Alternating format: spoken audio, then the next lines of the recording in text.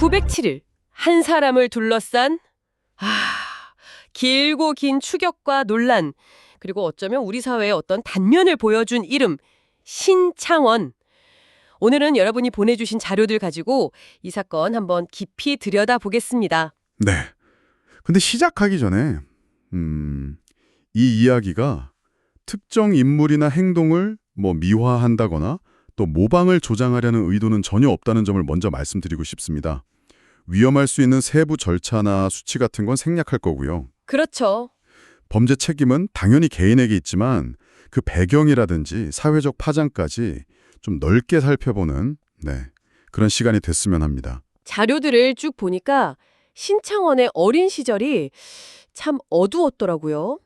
가난했고 어머니는 일찍 돌아가시고 또 아버지의 폭력, 계모의 차별, 이런 환경에서 자랐다고 기록되어 있어요. 네, 그런 기록들이 있죠. 특히 그 초등학교 때 담임 선생님한테 들었다는 말, 돈 안 가져왔는데 뭐하러 학교 와? 빨리 꺼져.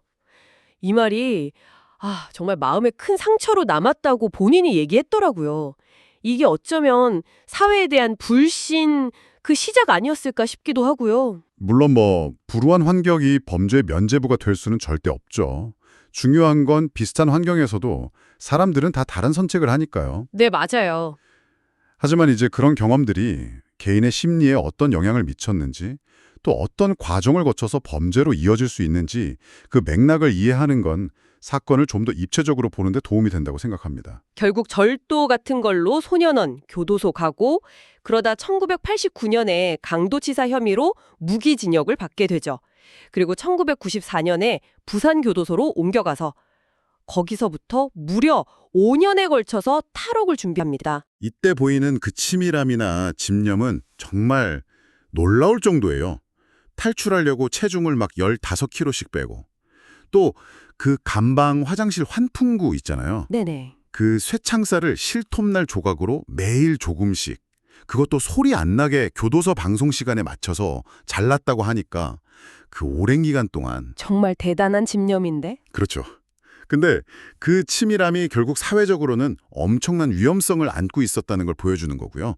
자세한 방법 같은 건 당연히 생략해야겠지만 그의 행동이 당시 교정 시스템의 허점을 드러낸 동시에 사회 전체에 큰 충격과 불안감을 줬죠. 그리고 1997년 1월 20일 탈옥에 성공하고 그 뒤로 907일, 그러니까 약 2년 반 동안 전국을 도망다닙니다.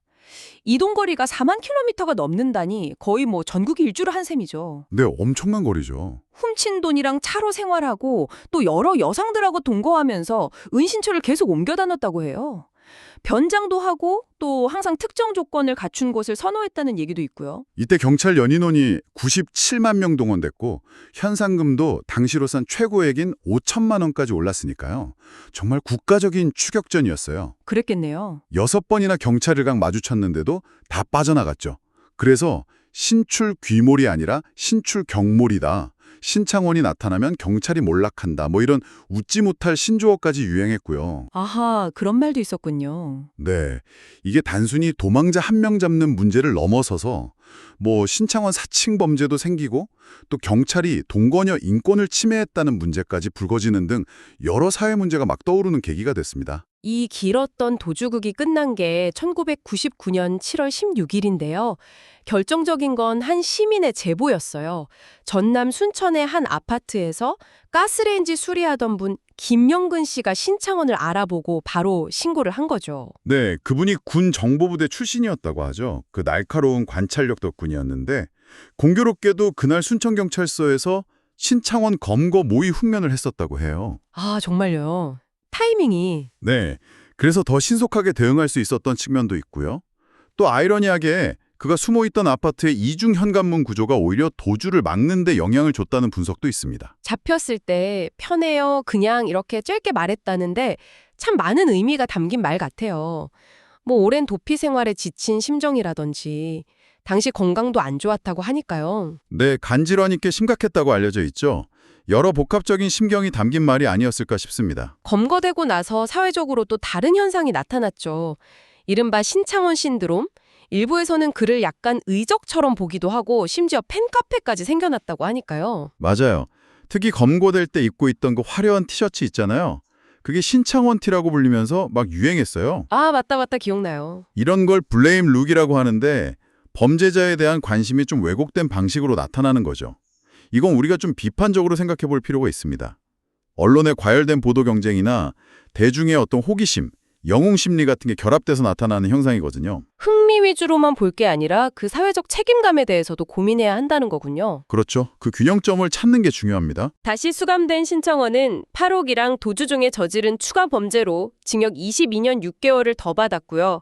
그 후 교도소 안에서 중졸, 고졸 검정고시에 합격하고 심리학 공부도 하면서 소년범 상담을 하고 싶다는 얘기도 했었다고 해요. 네. 또 교도소 처우 관련해서 직접 소송을 제기해서 일부 승소하기도 했어요. 이걸 통해서 수용자 권리에 대한 사회적 환기를 시키는 역할도 했죠. 하지만 또 다른 면도 있었죠. 2011년에 아버지가 돌아가신 후랑 또 2023년에 극단적인 선택을 시도했다는 소식도 있었고요. 네, 맞습니다. 이런 부분들은 장기간 독방 수감 생활이 정신건강에 미치는 영향이랄까? 그런 걸 보여주는 것 같기도 하고요. 동시에 우리 교정 시스템이 앞으로 어떤 방향으로 가야 할지 그 과제에 대해서도 다시 생각하게 만드는 지점입니다. 결국 한 개인의 범죄 기록을 쭉 따라가 보니까요. 이게 단순히 그 사람만의 이야기가 아니라 우리 사회 또 우리 제도의 어떤 그림자를 정면으로 보게 되는 일인 것 같습니다. 네. 이 이야기를 통해서 우리가 3가지 정도는 꼭 기억했으면 좋겠어요. 첫째는 모방 범죄의 위험성에 대한 경각심. 둘째는 범죄 피해자에 대한 존중과 보호의 중요성. 그리고 마지막으로 우리 사회 시스템을 계속 개선해 나가야 한다는 필요성. 이 3가지요. 오늘 이야기가 여러분께 던지는 마지막 질문입니다. 우리 사회는 왜 때때로 범죄자에게 열광하는 모습을 보이는 걸까요?